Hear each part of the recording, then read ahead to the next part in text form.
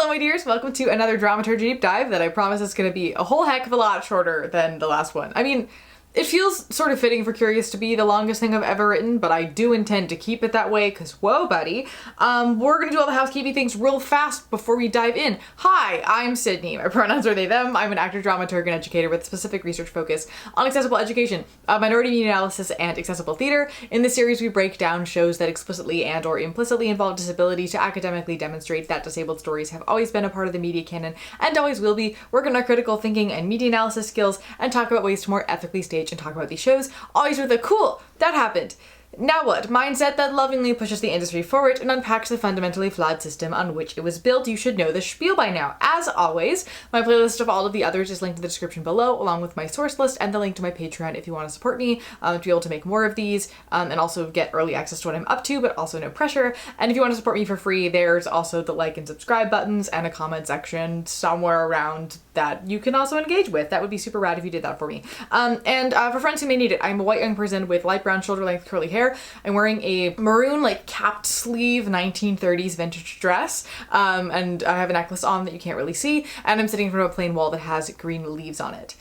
This is one of the easier cosplays I've done for one of these videos. Let's jump into it. So Sideshow is a 1997 musical with book and lyrics by Bill Russell and music by Henry Krieger, directed and choreographed by Robert Longbottom, about Daisy and Violet Hilton, a set of conjoined twins that were the highest paid act in the history of vaudeville. That is a real thing. They were real people. We'll get to that. The original production, starring Emily Skinner as Daisy and Alice Ripley as Violet, opened on Broadway at the Richard Rodgers on October 16th, 1997, after a 6-week workshop in the same theater. It got largely positive reviews and was nominated for 4 Tony Awards: Best Book, Best Musical, Best Original Score, and then both Alice and Emily were nominated for Best Leading Actress concurrently in a musical, but the show closed on January 3rd, 1998 after 31 previews and only 91 performances. It was a particularly tough season to be on Broadway because Titanic, Ragtime, Scarlet Pimpernel, and The Lion King all opened that year or the year before, and the show opened right before wintertime, which is the time of the year most shows struggle the most because tourism is significantly smaller, and particularly January and February people are spending less money after the holiday season.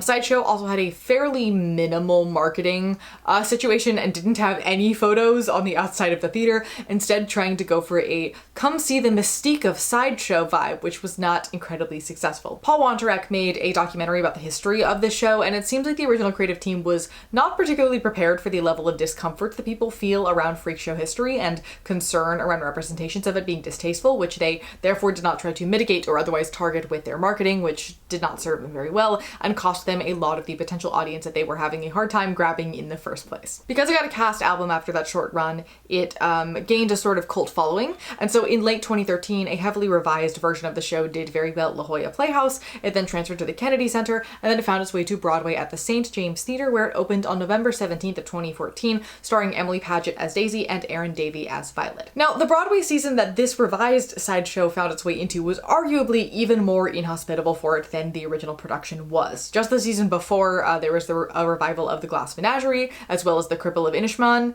I don't know if that's how that's pronounced. I haven't researched that play yet. Violet the musical closed about 2 months before Sideshow began previews. Curious Incident opened just over 3 weeks before Sideshow's first preview. And then The Elephant Man, starring Bradley Cooper, started previews the week before. So the disability landscape on Broadway was incredibly different. And I don't want to say oversaturated because in my opinion, you can never have too many disability stories, and most stories do rely on disability to some degree in order to tell them.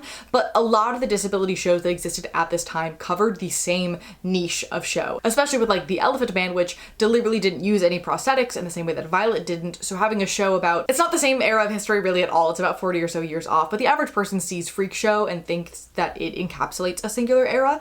Having that as an option to go see versus a musical that used full face masks to mimic disability, people are inevitably going to be a little bit skittish around that. 2014 and 2015 is the general cutoff that I use as a scholar when I'm talking about ethical casting around disability and the real growth of those conversations. So that aspect of it was just starting to become a conversation, and people were starting to get uncomfortable with that sort of disability mimicry, which made the show automatically feel a bit stale just to begin with, if that makes any sense. To be abundantly clear, the costuming and makeup design were unbelievable, but that doesn't necessarily make any uncomfortability with the concept of putting on disability as a costume any better. Particularly seeing everybody bow at the end of the show, holding onto the masks that they wore during the show was just a very odd experience. Also, the St. James Theatre is an absolute barn, and it is difficult to fill for any show, which this still being a fairly small cult favorite was kind of set up to fail just by being put in that specific theater, in my opinion. Then this version would close on Broadway after only 56 performances. And it's a bit sad because all of the like advertising and stuff about this revival is like, it bombed the first time, but this time it's making its great comeback, and then it bombed even harder, and it's just kind of sad. The show then had a short run in London in 2016, and then an even more revised book version of it had a one-night-only concert at the Palladium in London in 2024. The show itself is really common regionally. It pops up in a lot of places, and based on talking to people, it seems like the original version is more commonly done regionally, though both versions have licensing options. My favorite fun fact to come out of researching for this video was realizing that at least 3 members of the Suff's original Broadway cast have professionally played Daisy Hilton at one point. Emily Skinner is in the original production, Jen Colella was at the Kennedy Center in 2008, and Jenna Bainbridge at the Family Theatre Company also in 2008, which just feels statistically improbable to me and sparks a lot of joy. But regarding plot, we're going to stick to the original, and then we are going to talk about the 2014 changes. We will also talk more later about the actual history of the Hilton sisters, but one change that I do want to point out right away is they switched who was on which side for the show. So in real life, Daisy was on the right and Violet was on the left, but they felt lyrically I'm Daisy, I'm Violet sounded better than I'm Violet, I'm Daisy, and since Daisy is the more headstrong of the twins and typically the vocally stronger one, it made sense for her to lead. So they decided to switch who was on which side. So the curtain comes up on bleachers with the entire company dressed as average 1930s people staring at the audience singing "Come Look at the Freaks," followed by the boss giving his like "Step right up, come see the freaks" speech, describing all the different kinds of freaks that you can come see at his show. Some of this text is kind of racist. That is probably deliberate. I quite like it actually, because historically many of the freak acts were just people of color fulfilling stereotypes and seeming exotic, which is not something a lot of freak show representations are willing to acknowledge or touch in the modern day. Not that 97 is the modern day, but anyway, one of the characters that we meet who is black and named Jake is called the Cannibal King, and he has a whole act about how he's trying to find somebody to add to his cannibal stew. And then we're introduced to Daisy and Violet, who enter separate as 2 separate people, and then they come together and they link arms to become one. We're also introduced to our other 2 main characters, Buddy and Terry. Terry Connor is a press agent for vaudeville, and Buddy is a performer who found them and wants Terry to see them and sign them for vaudeville. And Terry's reluctant, but they get won over by the girls, and so they go and pay to go backstage and to meet them. In the meantime, the freaks are having a birthday party for the twins that is interrupted by the boss bringing in Terry and Buddy, and everybody clears out, leaving the 2 men with the twins, and Jake is there for protection. And here we get to know that Violet is on the right and Daisy is on the left. The reminder that they offer for this is that Violet thinks she's always right, and so she is on the right side as you watch the show. Daisy dreams of being famous and of being worshipped and celebrated as a performer, and Violet wants to have a quiet and settled life without people staring at her all the time. Also, Daisy is immediately smitten with Terry. When boss returns, Terry says the girls could be successful in vaudeville and asks to contract them, and the boss says a firm no to that and tells Jake to kick these men out. But when they leave, they all agree that they will learn to sing and dance in the evenings after the boss falls asleep, and once they're ready, Terry will take them from the freak show to go work in vaudeville. The freaks argue back and forth about whether it's a good idea for them to go or not, saying the devil you know is better than the devil you don't, with Jake in particular worried that these men are trying to take advantage of the twins to some degree. But they learn the dance number, and then they say goodbye to the freak show after a big fight with the boss, and Jake comes with them, and they all go to vaudeville. Also, Violet is falling for Buddy, and Daisy is falling for Terry, and Jake is in love with Violet. They begin performing in vaudeville. All the reporters have very invasive questions and are skeptical that this is anything more than just another freak show act, but then they absolutely crush it and are a huge sensation. Also, Terry kisses Daisy and Buddy kisses Violet, and both girls completely freak out about it. But then in the reporter interviews, both men deny any thought of romance, which makes Daisy wonder if anybody can ever actually love them as they are, which is the final song of Act 1. Act 2 opens on them doing another big vaudeville number and then heading off to a fancy New Year's Eve party. Buddy worries that Violet is unhappy and tries to cheer her up, which sort of accidentally turns into a proposal, which she agrees to, and they toast the happy couple. I think that specific section of the script is very clunky and unclear, and that has been consistent across all versions. Anyway, that's what happens. Terry congratulates Buddy for creating the story of the year by proposing to her, and Buddy points out that Terry and Daisy have an obvious obvious connection and he should propose to her and they could make it a double wedding. And Terry completely panics. He goes outside and then he spirals about how he really wants Daisy, but he wants her to himself and he doesn't want to share her with somebody else, imagining the Daisy in his mind, who we see on stage as a separated singular Daisy that he knows that he can't have, and thus he doesn't know what to do. Buddy and the twins perform a number about their peculiar wedding arrangement, and then Buddy corners Terry and is like, I'm worried about Daisy, why won't you marry her? And Terry's like, I could never marry a Siamese twin. Meanwhile, Violet asks Daisy how she can make it easier for her in this situation, but she's struggling with the fact that she doesn't have somebody like Violet does, and then Jake jumps in and is like, Violet, don't go through with the wedding, I don't trust this, and I can love you more than that man ever could. And she says, well, I can't do that because I can't bear what other people might say if I marry a black man. And then the wedding is planned to be at the Cotton Bowl in Texas in front of thousands of people. Before they do this, they go on a ride at the carnival called the Tunnel of Love, where it's dark and thus they can all be together but feel separate kind of because it's in the dark. And on the ride, all parties canoodle. Terry gets very carried away with Daisy. Depending on which summary you read, some people think it implies that they have sex here, others don't. My vote is no. Again, a little bit unclear script-wise. Meanwhile, Violet panics because she feels no fire or passion with Buddy at all whatsoever, and all parties wonder afterward if going on the Tunnel of Love was a good idea.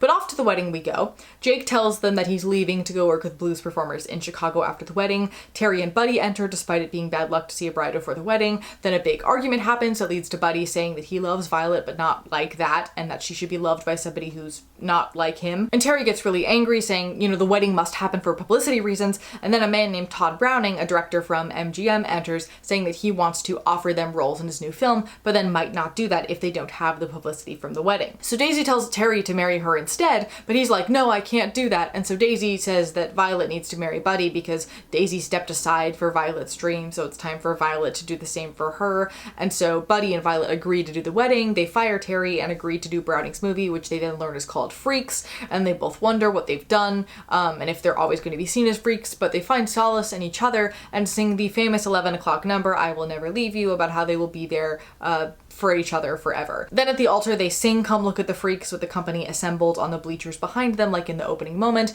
The twins then split and they sit down in the center as individuals, and that ends our show. The 2014 production cut a few songs. The biggest one plot-wise is The Tunnel of Love is gone completely, and they added a couple new songs, many of which I feel indifferent about. The book changes are occasionally a bit more baffling. They try to make it closer to the real history of the twins. Like, they change the name of the boss to be Sir to reflect who was actually in charge of them historically. They point out that the girls were functionally enslaved and that they had to go to court to escape their contract, but they do all of this via a giant flashback scene that is long enough so as to make the timeline feel a bit confusing and completely breaks up any momentum that or direction that the first act seemed to have, so it drags and it feels a bit aimless. There's also significant clashes between the actual history and then the story that they want to tell that I think you would only majorly notice if you knew that history pretty well. But even if you don't, I feel like the vibe of things feeling uneven and unclear definitely carries over to an audience regardless. This version also, in trying to be more true to life, slips into more of a medical model, talking about what the twins' physical situation is, with a subplot about how Terry discovers they can probably be separated and thus tries to force Daisy to go through with the operation so that they can be together and she can be a movie star. And while this does make Terry more clearly a self-centered prick, which I'm always here for, I think this attempt at historical accuracy actually freakifies the sisters more by turning them into medical specimens rather than living, breathing people. And yes, it shows how they were manipulated and taken advantage of more, sure, but to some degree, it also just does the same thing itself rather than offering any commentary on top of that. But on the positives, they did add more of the racism aspect toward Jake because he wouldn't have been just like accepted and normalized as part of their production team as a black man. That was handled a bit utopically in the original. Also, he's the only one of the principal characters who didn't exist historically, so that's also interesting. And they also made it way more explicit that Buddy is a gay character, which helped that narrative make sense. And they did a better job of acknowledging how the twins were historically exploited, as well as the fact that historically sideshows were usually the only real employment option for physically disabled people.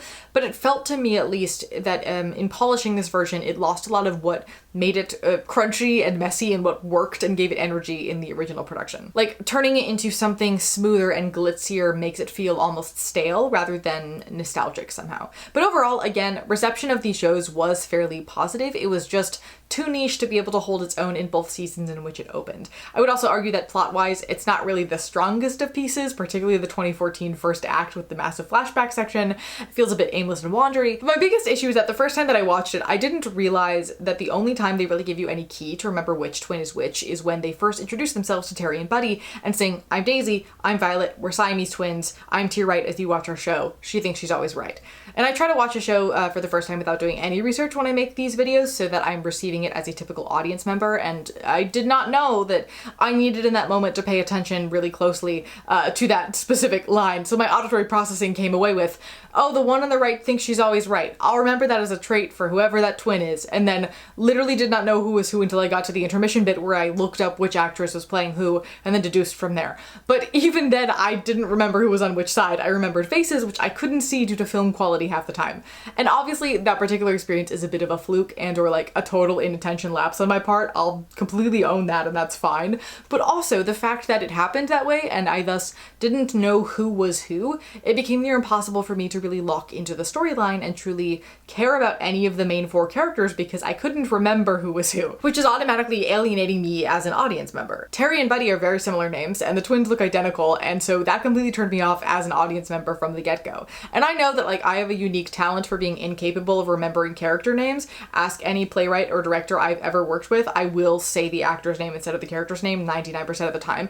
But there is no world where if I had that experience, I was the only one, and so that is sort of the fault of the book a little bit. Historically, I understand the game plan with Terry, and Buddy was a real person as well, but he married Daisy, not Violet, and also his real name was Harold Estep. Buddy Sawyer was his stage name, and Violet married Jim Moore as a publicity stunt, so there were ways that they could have played with names a bit to make them a little bit less similar if they wanted to. All of that is a little bit nitpicky, but I'm mostly pointing this out as part of why some audience members might not have directly connected with it as much and maybe weren't as heavy on the word of mouth after they left the show. But let's start with the history of the Hiltons, and then we'll jump into the disability narratives because I think that makes the most sense. One thing I do want to say about this history is that it is based on a 2021 book by Sarah Miller called Violet and Daisy, the story of vaudeville's famous conjoined twins. That is the most thorough history of the Hilton twins that we have to date because due to the digitization of newspapers, she was able to track things down to verify the various stories the girls have told in lots of different places, as well as what they published in their little autobiography. And unsurprisingly, many of those things from previous sources were not true, as is the case of many sideshow performers,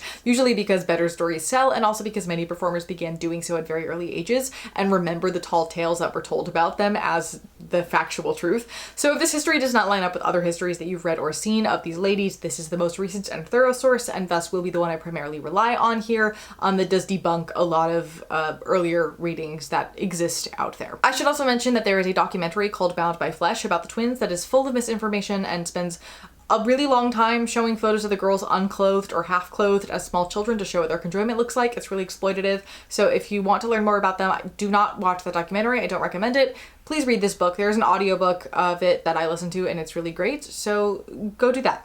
So Violet and Daisy Hilton were born on February 5th, 1901 in Brighton, England to an unwed woman named Kate Skinner. Twins were very common in her family. She was one of twins, and then there was also a bunch of others in her family tree, so it wasn't incredibly surprising that she had a set of twins. Her midwife was a woman named Mary Hilton who ran a pub called the Queen's Arms where she let unwed pregnant women work there unpaid in exchange for free midwife services when they gave birth. This woman seems to like extorting people. I wonder if that's going to become a theme or something.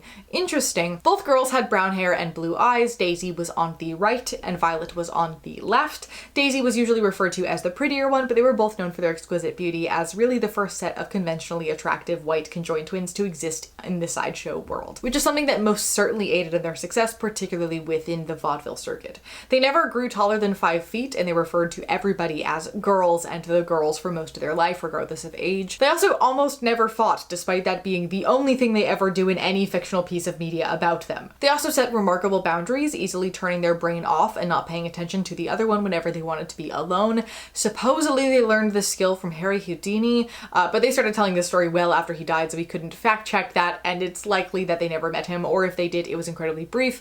And there was a number about how this conversation happens that was added to the 2014 production, but there is no world where this actually took place. After they were born, their mother thought that it was a punishment from from God for having them out of wedlock and refused to touch, hold, or feed them because they were conjoined. She was eventually forced to give them names, but still refused to take care of them, supposedly offering them up to Hilton to raise as her own and never tell them who their real mother was because she was so ashamed. Now, unofficial adoption was very typical at this time. People would just like hand people babies and call it a day. But Mary decided to bring Kate to a lawyer to have adoption papers written out that had a sort of, hey, you can't take them back no matter what clause to it. That was signed on February 25th, which is how we know who her mother was. Now, when the girls were christened, Mary told the local Herald about it and said that she wasn't going to put the girls on display, but they will be, of course, at the pub while she's working so that she can watch over them. And so lots of people would come to the pub and buy a pint and ask to look under their dresses to see where they were linked. And Mary sold souvenir postcards of the girls. And by the time that the girls were a year old, the pub had moved to a larger building down the block because of how much money that she was making off of either directly or indirectly off of the girls. They were never permitted to play with other children, and once they became an act making money, were not permitted to go out in general because she wanted people to pay to see them and thus isolated them from the world entirely except when they were performing or when they were on display. She never hugged or kissed them, she never smiled at them, and she told them that their mother had been so horrified by them that she gave them up to her, their grandmother, but that they should refer to her as auntie. She also beat them regularly in places that could be easily hidden because their beauty was important to the amount of money that they could bring in with her leather belt. Before these girls were even able to walk, they were performing in pit shows, which is a type of freak show where the freaks were in a pit and people looked down on them. And their act was simply the two of them like playing with their toys while being gawked at. Mary raked in what would today be about $3,000 or more a week. Around age 3, the girls became represented by Ike Rose, a showman who had represented Harry Houdini. He also represented the Blazek twins, another set of conjoined twins. It's unclear how much these girls performed with the Blazek twins, but there is record of them being together at least once. And they began traveling Europe to do more shows, not just pit shows, but also medical examinations in operating theaters, which was a way to legitimize a physical difference and get added publicity. The twins wrote about how this is one of their first memories, is being examined in a German operating theater, and how this was very traumatic for them because they were afraid that the doctors might try to separate them. The twins were adamant for their entire lives that they never, under any circumstances, wanted to be separated, even if it was possible, which it may have been a bit later in life and was suggested to them because they only shared a tailbone and a small section of their intestinal system, but they did turn that offer down. And they would always say to each other, I will never leave you, even though they say that they can cut us apart, and I never want to be away from you, which I love that those lines are ones that they have written in their autobiography that were clearly pulled for that 11 o'clock number. I think it's really cool that that's in their own words to some degree. In 1912, when they had just turned 5, they went to Luna Park in Melbourne, Australia, where they would perform for nearly 2,000 people a day in shows every single night after being on display all day, followed by a tour of Australia where they did the same thing. Ike Rose then left Australia and left the girls with one of his associates because tiny villages of little people suddenly became all the rage in sideshows, and Rose wanted to cash in on that, so he left to travel the globe to try to acquire as many little people as he possibly could. The twins wouldn't be with that associate for long, however, because Mary Hilton's daughter Edith met and fell in love with a man named Meyer Myers, who the girls were instructed to call Sir. He was a very cruel man and also had some criminal charges under his belt before he even met these people, and likely like halfway fell for Edith, but mostly did just so he could get close to the girls. But he was also a fantastic businessman. So this marked the end of their time as freak show performers, something the Hiltons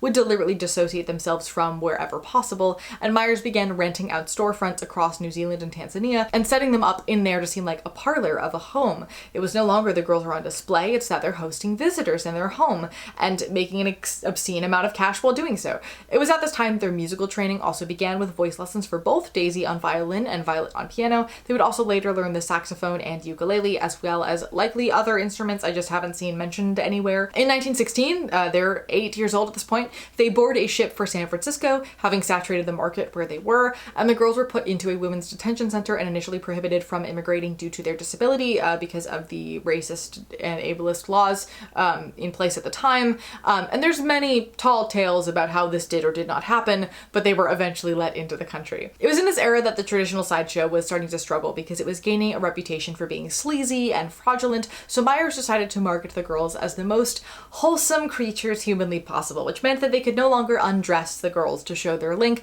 but the girls made up for this with musical talent, fluffy hair bows, and sausage curls. And they were taught how to recite and to speak many languages, so they seemed very fancy and well educated. They were advertised as being fancy and dainty and very British and were incredibly successful. Mary Hilton died died suddenly in 1919, and in her will gave full custody of the girls to Edith and Myers, ensuring that the family's income could continue.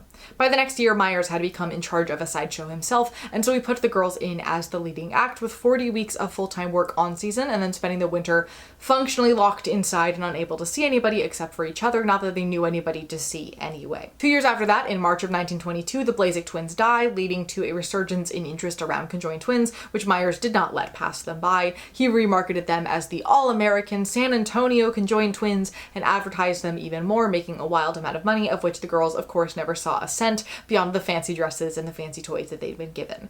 But Myers, he still wanted more, and he wanted to make these girls more refined and dignified than the traditional sideshow, so he brought them to New York City to audition for vaudeville. It was very rare for disabled freak show performers to transfer over to vaudeville because it was seen as classier. Not that they were necessarily freak show performers at this point anyway, but still, in either way, it wasn't unheard of. Helen Keller performed in vaudeville for quite some time, for example. The twins, now 16 years old, had never been in a theater like this, and so completely panic and bomb their audition pretty hard. But a guy named Terry Turner, an agent for a different vaudeville circuit, heard about them and gave them a second chance, leading to a completely sold-out vaudeville debut in February of 1925 in New Jersey, followed by unbelievable success on Broadway as well. After a year of absolutely raking in money, they switched from the Loews circuit to the Orpheum circuit and continued to sell out theaters across the country and were used in advertisements for just about everything. Just before the twins turned 18, Myers and Edith were appointed as their guardians to control all of their finances once they became of age, and he would reverse this 2 years later to make himself look better, but he would instead force them to sign a 10-year contract with him that he had full control over. They knew about approximately none of this taking place, and anytime that he had them sign any papers, he would cover the papers so they couldn't see what they were signing, and he used their money to purchase an estate that today would cost about $2 million. The girls did, however, start to realize that they were actively being enslaved by Myers and Edith at this point, and that they had no way of escaping if they were to need to because they didn't have any money, so they began to relentlessly request diamond jewelry until they were each given a singular diamond bracelet that they saved for emergencies. It was around the age of 21 that they learned that Mary Hilton wasn't even related to them at all, and then began to rebel against the Myers, eventually leading to Myers and Edith no longer traveling with them.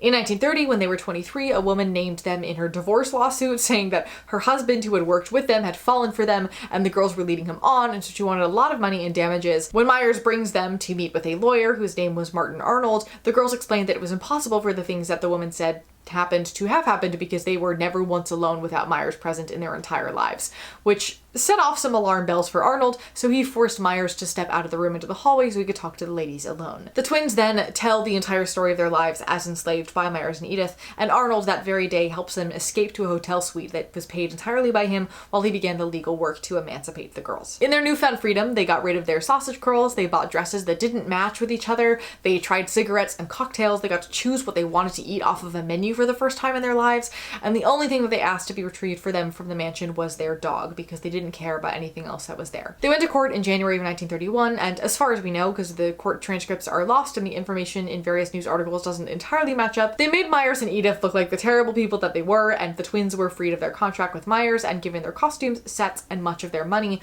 while Myers basically just got the house. The decision in the 2014 revival to have Terry be the one to help bring them to court and to help free them doesn't sit super fantastically with me, because he was managing them while they were actively still being enslaved. He did continue to manage them after this, but I don't love that he was given the credit for this particular situation. But now free, Daisy and Violet had control over things, and they were excited to be able to do stuff independently. The problem was that they didn't really know how to do that, particularly when it came to money. They didn't realize how expensive their tastes were because they hadn't been in charge of bills, nor did they know how to keep a budget or how to save things. They'd also never really interacted with anybody outside of their various guardians and managers, so they didn't know when they were being taken advantage of. Many people noted how generous the two always were, throwing lots of parties and giving a lot of things away, but obviously that becomes an issue over time, especially because this was the era where the sideshow and vaudeville start rapidly dying in favor of talking films, which were infinitely cheaper and easier for theaters to book, so things were switching over to film, in addition to the stock market crash and the popularity of home radio sets. So not only are they doing a terrible job of managing their money, but there was also suddenly not a high chance of them ever regaining what they had lost either. In 1932, they were in a Todd Browning film titled Freaks, which remains very controversial to this day. It is a horror film about a little person who falls for one of the trapeze artists in their sideshow who is trying to take advantage of him and then tries to kill him, so the rest of the freaks take it upon themselves to take revenge on the trapeze artist for him. It's really cool because it shows how much these people just lived normal lives and had loves and heartbreaks and friends and babies and did laundry and cooked meals and played cards and all of that, but also sort of uses becoming a freak as punishment for being bad, which is narratively a bit interesting, but at the same time, it was originally 90 minutes long, and then Todd was forced to cut a lot of it down, which makes it not make a whole lot of sense as a film and clearly miss a lot of pieces, and the longer version is lost to history, so we'll never know what the original artistic vision was. But either way, the film did really bad, and it sparked a lot of backlash, though it now has a pretty significant cult following. It's a personal favorite of mine. The Sarah Miller book, in talking about backlash, said, rather than asking themselves why they felt uncomfortable, audiences blamed Todd Browning for daring to film people they did not like to look at, which I think sums that whole situation up pretty well. Now, in the final cut of this film, the twins only appear in 3 scenes, probably totaling maybe a minute of screen time, if even, and all of these scenes are about one of them marrying a guy who's not very nice to them. They're very distant from the rest of the plot and the rest of the action. The twins have not spoken much about the film, but it is well known that they did not want to be associated with the word freaks more generally. They did not see themselves as those people and were always kind of separated from them. Unable to find work in the 30s, they finally got their US citizenship because they were British, and then they traveled to England for various engagements that sold very poorly. The crowds to watch them get off at the trains were massive, but very few people were then buying tickets. So Daisy announces that she's engaged to an orchestra leader named Jack Lewis, who definitely didn't exist, but at least it elevated their numbers for a period of time. Then supposedly Violet was engaged, and then they went on a tour to promote a book that never came out, and the tour folded after 4 months due to, according to a Variety article, serious financial troubles. So 2 weeks later, a story broke out about Violet being unable to attain a marriage license to marry the guy she's engaged to, who's totally not a different guy from the other guy that she was engaged to. I don't know what you're talking about. Also, apparently, Daisy's also now engaged to somebody else, and it starts to seem like maybe the marriage license thing was a publicity stunt anyway.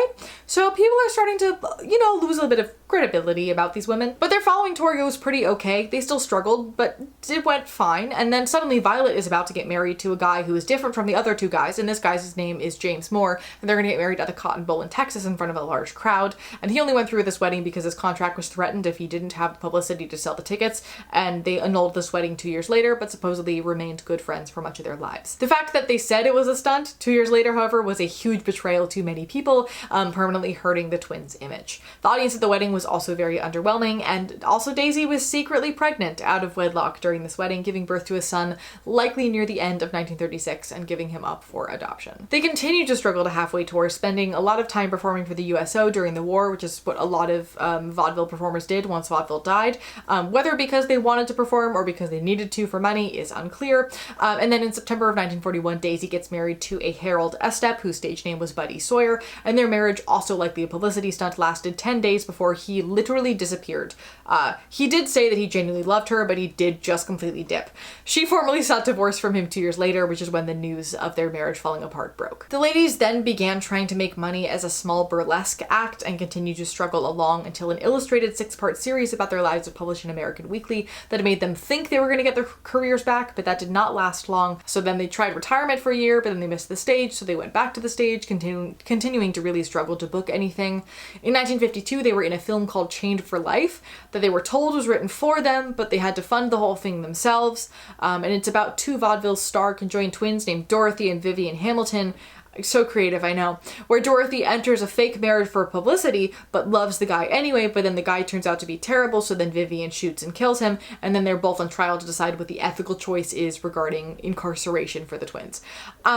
It's not a good film. The women are 42 at this point, and they are not in their prime anymore. And I don't mean that in like an age way. I mean it in like they're just not super captivating performers. Unsurprisingly, this film did really bad, and even then was only marketable as, if you show the movie at your theater, the twins will come and visit. They also published an autobiography at the same time titled The Intimate Lives and Loves of the Hilton Sisters. Their next business venture was to open the Hilton Sisters snack bar that did not last very long. And then they continued to try for success on the road, visiting drive-ins and whatnot. And when they weren't finding bookings, they would switch to different agents continuously. And one of them, the story is a bit also lost to legend, but one of them stranded them at a movie theater in Monroe, North Carolina. They ended up staying around there thanks to the support of the local townspeople and working in a local grocery store and building a small community. Not that they ever really made close friends, but they were friendly with many people, and they stayed there for the rest of their lives. They would both die of influenza in 1969 at the age of 61 and be buried in one large coffin together in Charlotte. Now, the primary question that keeps coming up for me in thinking about this piece is how much of the show is honoring the sisters and the otherwise history of disability performance versus just re-exploiting them. And I think the intention, based on the energy from the original team in Paul Wantering's documentary, is to honor them, but this is a situation where impact matters a bit more than the intention. And the fact that they switched which twin was on which side because it better served the narrative is kind of the piece that I keep getting stuck on, because if the goal is to honor their legacy, it seems pretty obvious that you should stage them as they were. And so the fact that they chose not to do that automatically brings up some questions for me. Regarding historical accuracy, it does sort of follow their autobiography, kind of. I mean, it seems like they wanted it to start in the 1930s and then they're discovered and become the top acts of vaudeville. That's about 10 years too late for that to historically have even been possible or plausible, not just in relation to their specific history, but in relation to the actual history of vaudeville itself. And I want to acknowledge that the history that I have of the twins specifically is more in-depth than any history that was available at the time for either production, so I do want to give a little bit of leniency there, like the Harry Houdini story, for example, which simply did not happen but has been repeated everywhere until this 2021 book. But that doesn't explain the timeline issue, and it's still important to point out regardless. But it's also not just the issue of switching who is on which side. There's also the fact that they're separated on multiple occasions. The original has this framing device that we'll talk about in a moment, and it has a song where Terry dreams about them being separated because he wants to be with Daisy on her own, which, at least in the original production, feels a bit like, yeah, and it must have been so hard for them in this situation. Let's make an emotional song about it. But for me, it's always been like a, well, that's rough, buddy, kind of moment, because like if you love somebody, except for their disability, you don't love who they are because their disability is a huge piece of them. Some of the script additions in the 2014 version make that idea a bit clearer, but I still feel really weird about him having an entire number about that. Like Buddy doesn't get a huge number where he's panicking about marrying Violet because he's super gay, which is arguably the more interesting and less problematic conundrum at hand. So the fact that Terry got a song and Buddy didn't kind of irked me a little bit. Also because it's just a huge trope thing for a disabled person in media to get a dream sequence where they're non-disabled to ease the discomfort of audience members that, like, don't worry, they're not actually disabled, they're just pretending. First example that comes to mind is the singing and dancing scene in The Shape of Water is a great example of that. The framing device, which is cut from the 2014 version, though in the 2014 version they separate near the end of I Will Never Leave You and then come back together, which... Back to the framing device. We see the sisters walk on separated and then grab hands to become one and then do the inverse at the end, which frames them both as individuals that come together rather than as a singular unit, as well as gives the audience space to sort of craft the world that we're in and map disability onto these people. The idea of the overall framing device, not just like for the two of them being separated and coming together, but also the image of the freaks, which are notably referred to in the stage directions, not as freaks, but as attractions, just being the actors in plain clothes seated on bleachers staring at the audience, is to imply that everybody is freakish to some degree and that the audience is not that different from the freaks that they're watching on stage, which is interesting in constructing this model of, yes, freakishness is in the eye of the beholder, but on the flip side it also just thrusts us back into the disability as a metaphor trope, which we're, where we're not looking at disability as what it is, we're looking at the idea of what it can stand in for as something else. And this becomes even more apparent in the final song of the first act, Who Will Love Me As I Am, when they have the entire ensemble stand behind the girls at the end of it, because really, don't we all wonder if we're lovable just as we are? Aren't we all the same in our struggles? Where there is no difference between the conjoined twins wondering if they're going to be able to be loved and you, a non-disabled audience member, because this is a universal message. Hopefully you're catching on to my sarcasm here a little bit. That's not like, I get it, we all feel that same kind of way, but we really cannot equate we cannot equate those different experiences, right? And that aspect was fixed a bit in the 2014 version, where it's all of the freaks who are wondering if they're lovable as they are, but that shifts it out of the, oh, we're just like them, and into a, I related to that struggle, but I'm so glad that I'm not like them, which doesn't fix the problem either. One review of the 2014 production specifically said that they thought it was a smart creative decision to drop the original belligerent subtext, we're all freaks sucker so don't think you're normal, which allows the freaks to be freaks rather than metaphors. But I think that in and of itself lays out the issues at hand when it comes to staging freak shows in the first place. Do you deliberately show the freakery, or do you leave it as representational? Because both have serious pitfalls, and either way it will come along with the, wow, it must be so difficult for them to achieve / what are the logistics of this thing on stage, audience distraction from paying attention to the characters themselves. And associated praise, of course, for how difficult it must be to pretend to be disabled that always rubs me the wrong way. And in having freakishness be theoretical or constructed in that we see the sisters come together like in the original production, this finds its way into the social model disability where it's sort of letting the audience decide what they think freakishness is and what it looks like. As Dr. Samuel Yates notes, audiences are shown the sideshow attractions only to discover they are creating the spectacle themselves as they reimagine obviously non-disabled actors as physically abnormal. This also sets up the sisters as the most freakish and central in this community because they're the only ones who have a visually constructed version of disability. Traditionally in freak show communities, it was those who are known as the born freaks that were at the top of the social hierarchy because they didn't need to work as hard to be successful. So this does fit in line with that culturally. But the primary issue with that constructed aspect of disability is that it caters to the comfort of the audience members. They then have the option to forget about the fact that these people didn't look typical historically and the fact that maybe looking at people who are different might make them uncomfortable. It also reminds them that these are just people playing a part, not actual people who are disabled. So don't worry, it's okay. We don't have to feel uncomfortable about looking at disabled people on stage and confront all of that scary stuff for ourselves, because they're not that, so it's totally fine. And it also arguably erases that disability to some degree because the audience always has the choice to forget about it. With Violet and Daisy, maybe less so, since that's always visually constructed in the show in various ways, but with all the other freaks, it definitely does. And that makes the story more easily generalized to all kinds of experiences and thus relatable to all audience members. But again, this is not meant to teach everybody about being human. It is meant to tell a disabled story about disabled people. By choosing to specify that they are never physically connected, Russell and Krieger do a disservice to the actual Daisy and Violet Hilton. But then the flip side of this is also tricky. Costume designer Paul Tazwell, who just won an Oscar for his work on Wicked, took great care in honoring historical freaks in the cast of characters they represented, basing much of the prosthetic design on real people who really existed, which made me quite emotional to initially see as a disability performance scholar because we have so few images and even less footage of these historical figures, and just getting to see them embodied was really powerful. Except for the fact that it was primarily non-disabled folks in costumes.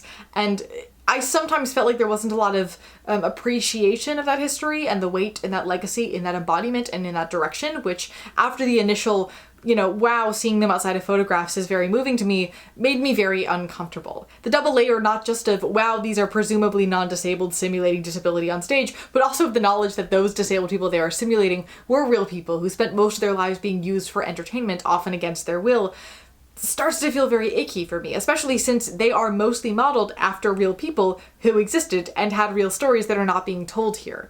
The one moment in particular from the 2014 production that has stuck with me was how, in recreating the cast of the film Freaks, one actor had a puppet of Schlitzie, a sideshow performer with microcephaly who apparently really enjoyed performing but was enslaved under guardianships for most of his life. And I thought it was strange to have a puppeteered version of a real person who existed and was taken advantage of, because it made me really question how much of this is honoring that history rather than just repeating the same exploitation and merely calling it something else. Which, in full honesty, I don't have firm answers on either. I mean, freak show history is very complicated when it comes to the agency and the consent question, because so many freak show performers were just that. They were performing, they were putting on a show, they had an act, they learned skills, and they were playing characters even when the audience presumed that it was just a disabled person being put on display. Don't get me wrong, that was also happening, but many of them were actively performing, and many of them, once they were rich enough to no longer need to perform, wanted to continue to do that anyway because that is where they felt the most them and found the most joy. And as a disabled performer, I hold freak shows very close to my heart because those are my ancestors in a way. And there's something very infantilizing about saying, oh, all disabled performers in sideshows and freak shows were being taken advantage of and exploited, because many of them chose that business and chose to perform and actively loved it. But at the same time, many of them were also enslaved and otherwise owned and forced to perform for much of their early lives, so the stage was the only thing that they knew. It was also one of the few careers available for visibly disabled people at this time, or even ways for them to live outside of institutions altogether because of the widespread ugly laws across the country. Performing and being on display as disabled people was the way that they could have some independence and income and get to travel and get to be surrounded by other people like them. So then, if that's the only option, how voluntary of a choice is that, actually? Would that, under different circumstances, have been the choice that they would have made? And to what degree were these people participating in or directly influencing their own exploitation? And that really depends from person to person and from situation to situation, but it is incredibly complicated and nuanced. Also, if you want to learn more about the history and present day of freak shows, I have a video about it that I will link above. I'm also finally, genuinely, and I promise this time, working on the video about how freak shows created Broadway that will be out mid-summer, I believe-ish, so stay tuned for that. That has been a larger research process than anticipated. Turns out there's a lot of circus things that I need to cover. But anyway, I think sort of perversely, sideshow actually creates the same dilemma around consent and exploitation, except in this case, it is the legacies of these performers that are being played with rather than the performers themselves, which complicates that even further. I do think that the show does a really great job of representing what the sideshow communities typically looks like, especially with where a set of conjoined twins would exist on the social hierarchy, acknowledging how racialized a lot of the freak acts were with Jake's whole King of the Cannibals thing, and how they all leaned on and took care of each other. And we also know historically that other people working on the various shows with the sisters typically felt the same adoring, we want to take care of you kind of energy that we see from their peers in the show. But I do think it's important to note that historically, the girls were never once allowed to spend time with any of these people and literally did not have any experience with the concept of friends outside of each other until their emancipation at the age of 23. The level of community and care that we see in the show is correct, but that would have existed around them and not with them. Also, unless it was a very large carnival or circus, there would typically be only a handful of born freaks in a community. The rest would be people who would do tricks like juggling and fire eating and animal taming and fortune telling, or having tattoos or fulfilling racial stereotypes. So the ratio, particularly the more fleshed out 2014 production, was actually a bit off to what that community would have likely looked like based on the seeming size of their traveling show, but that is just a little bit of a nitpick on my part. My first thought when watching the show initially was how it felt like the twins are lacking a lot of agency in the story, and how it was a bit frustrating to see these two disabled leads of a musical be sort of passed between people in a very savior-based narrative. When looked at from a different angle, that's kind of just how ingenue roles work, which both of them kind of are, so that then becomes a question of, like, should we alter the traditional ingenue style track and storyline when putting it onto a disabled body because that completely changes the implications of it, or should we keep it the same because we deserve to also have disabled ingenue characters, which I also don't have a firm answer for either. But going back to the idea of exploitation, just the fact that the show spends that vast majority of its runtime on the sisters' love lives is already a bit of an issue. I mean, sure, they have that scene where all the reporters are asking, you know, invasive questions about their love lives, and the reporters are framed to look like not great people because of their nosiness, but then does the plot itself give the audience the answers to those same questions? And does it not fall into the exact same exploitative tropes used against the Hilton sisters for the entirety of their adult lives? I mean, every single piece of publicity stunt or media that they were in related to their love lives. And I guess there's something revolutionary about seeing disabled people as being in loving relationships and being at least somewhat sexualized. Daisy is sexualized, but then neither of those relationships work out. So then, like, to what degree is it saying at the end of the day that actually disabled people aren't going to be able to get the guy in the end and are doomed to a life of not loneliness because they have each other, but otherwise loneliness? And the fact that it relies on their love lives as the primary plot piece is very in line with the way that the Hiltons would have marketed themselves in order to be more popular, with both movies mentioning it as well as their memoir and all of their sham marriages, which are several. But in those cases, even if they agreed to it, was that not exploitation of the precise things that the world was curious about in order to make money and to get by? Would they consent to that in a different situation? And I don't know. And that thus makes it hard to gauge whether it is exploitative or not, because this story is not dissimilar from stories they've told about themselves. I would vote yes, particularly since it is supposedly telling the story of the Hilton sisters and then not really following through on that very well, creating a sort of revisionist history and actively switching who's on which side. But the thing is, I feel like the Hilton sisters would have loved this show in the same way that Schlitzie probably would have loved that there was a puppet version of him. He would have thought that was so cool because attention and popularity were currency for all of them, and were often the way that they felt love and some semblance of relationships because of the environment that they were in. So then in that case, who am I to say that that is an issue if they would be okay with it?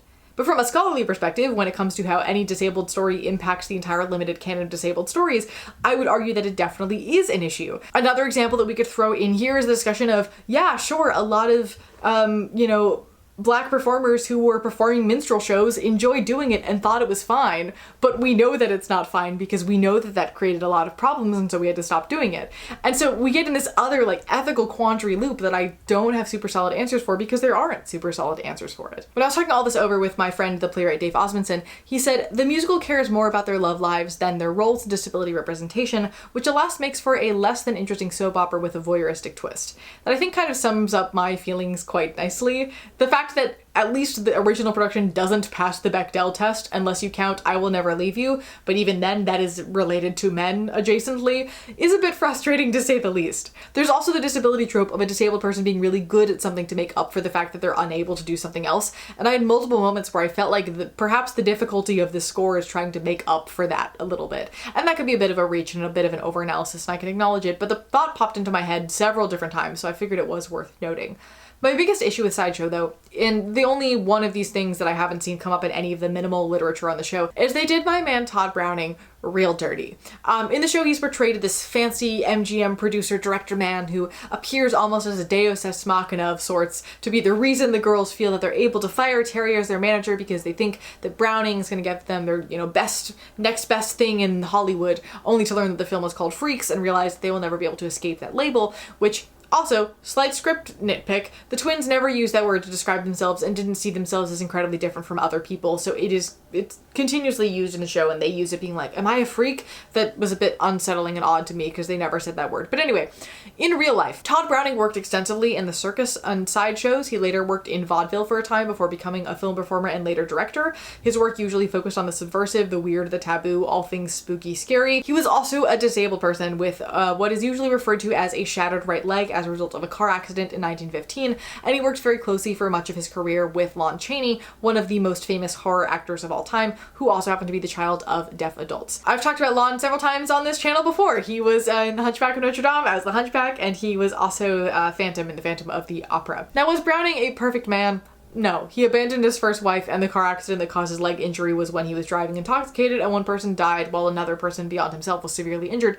But portraying him in the show, first of all, without a limp, but second of all, just to imply that Hollywood is predatory and only cares about disabled people when they can be freaks really bothered me. Because, yes, he and Lon Chaney did sort of create the disability horror genre as we know it today and all of the issues therein, but they at least tried to do it with as much intention and attention as possible and really work to be subversive and try to humanize their disabled characters in every picture that they made. And I can acknowledge that this also sounds like a nitpick, but these are small details about pieces of disability history that are not well documented, much less known by the general public, that I feel is very important that we get right and portray correctly, lest we risk overwriting the history with something else, which has already been the case for most sideshow history anyway, because it required tall tales and burying the truth in order to survive and get by. Overall, Sideshow is not even in the top 5 most narratively concerning things I've analyzed in this series. You get to decide which 5 I'm referring to.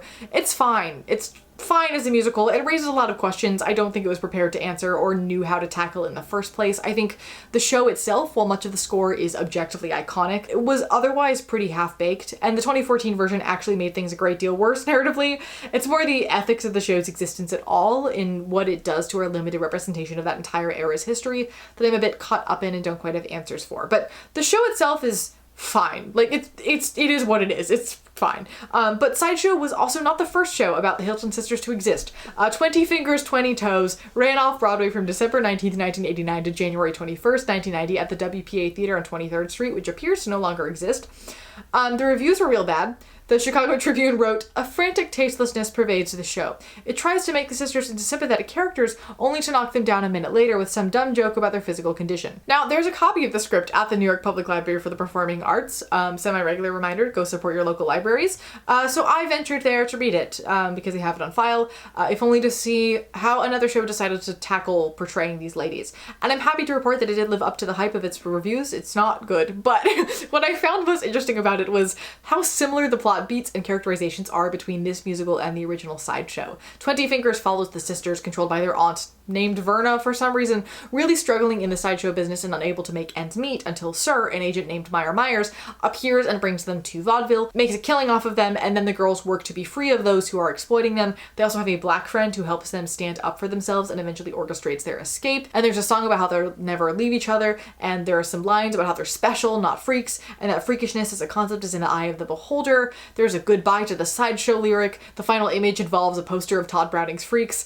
All the vaudeville numbers reference their conjoinment in some very on-the-nose way. And I don't think any inspiration for Sideshow came from this one, because statistically the original creative team did not see it, and I feel like if they did, they would have said something in one of the various documentaries and other things that I've read from them. And a lot of the similarities between the two shows are vaguely just the real history of the sisters, but the possibility of two different groups of people coming up with such similar stories and such similar structures of stories based on a real story is honestly what's more interesting to me. Having the same idea kind of pop up in two different locations at sort of the same time. I will point out that the show leaned harder into the medical model than at least the first version of Sideshow ever did, with the primary conflict of the show being that Sir and Auntie, once they've made enough money off of the twins, intend to have them separated, and thus there is heavy medical presence throughout the entire thing.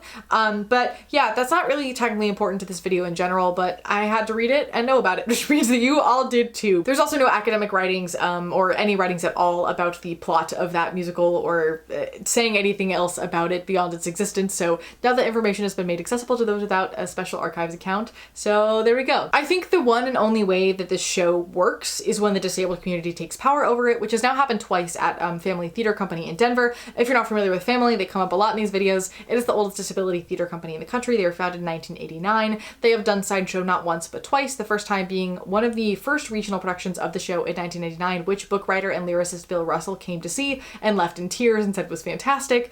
Kathleen Taylor played Daisy and Katrina Weber played Violet, and Kathleen is a wheelchair user and Katrina was walking. Obviously the rest of the cast is also disabled. And the second production was in 2008 with Jenna Bainbridge as Daisy, who you may now know as Broadway's Nessa Rose, and Regan Linton as Violet, who is a legend herself, where they sort of used a tandem wheelchair with each person operating one wheel of it and omitting the framing device. Though obviously they still did the song where Terry imagines Daisy being a singular person. Jenna Bainbridge is an ambulatory wheelchair user, so she was Daisy to be able to do that song. Now in presenting the story this way, it suddenly becomes revolutionary because it is us telling our story and our history. Not that the show entirely tells our story and our history anyway, but close enough. Authentic casting of the twins is not really an argument worth making because conjoined twins are so rare, but I will of course always argue for disableds playing disabled, because even if that disability is not our precise lived experience, we have something closer to it and thus know how to play it with more thought and more nuance than somebody outside of our community can. And in having the freaks be embodied by, well, freaks, and having those actively exploiting the freaks also be disabled, complicating that narrative, completely destabilizes this dynamic and makes the audience actively rethink how they view and viewed freak shows and how they view disabled performers today, which then forces them to confront all of the ethical questions that I brought up today that in other productions there's a sort of expectation for audience members to try to ignore and shove under the rug and instead focus on what they can learn about resilience from these two disabled characters. This still doesn't fix the legacy aspects of the show and all of the history that it rewrites, but it does at least aid in handling the disability narrative issues of it, which is something. I also think having disabled people absolutely crush it performing what is an incredibly difficult sing is in and of itself pretty rad. I don't really have any further thoughts on this one beyond the question, how much is this show celebrating a history of disabled performance versus repackaging freak shows into something inspiring and nostalgic and saying that it is something different? So I will otherwise leave this one here, but let me know what your thoughts are in the comments. I would love to hear them as always. And as always, thank you for being here. Thank you for being. Remember that critical thinking is really sexy. I look forward to seeing you, my dear, in the next one.